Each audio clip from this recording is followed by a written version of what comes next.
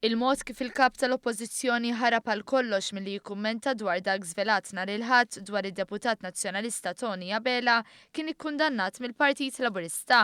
Il-ħadd li għadda sar magħruf li Abela ma ddikjarax kumpanija ma' traffikant ta' droga u li l-uniku reazzjoni tal-kap tal-Oppożizzjoni Simon Busuttil kienet din. Kellimtu lil Tony Abela fuq il-fatt li ma ddikjarax kumpanija li kellhom persuna kriminali.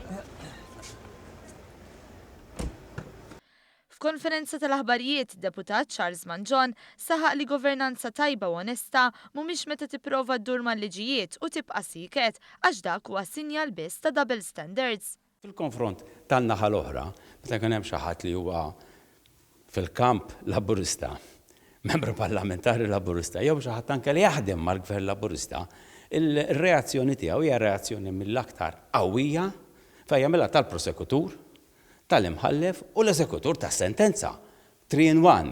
Jiena jekk minna waħda qed teżiġi 3-in-1, inti għan-naħa tiegħek biex tkun kredibbli tanaqqas esprimi opinjoni. Il-kap eżekuttiv tal-Partit Laburista Gino Kawki saħaq li l-każ tad-deputat nazzjonalista Tony Abela huwa konferma oħra ta' kif Busuttil jgħid mod u jaġixxi ieħor. Fakkar fil-każ tal-eks Ministru Giovanna De Bono li fih Busuttil ma ddeċidix hu l-istess bħal m'għamel fil-każ tal-eks Ministru Joe Cassar.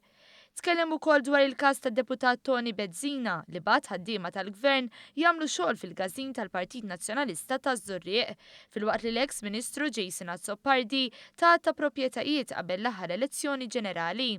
L-eks Ministru Chris Sajt ta' biċċart li fuqha kellu jsir housing soċjali b'daqqa ta' pinna lejliet elezzjoni ġenerali u anke hawn Busuttil ma qal xejn.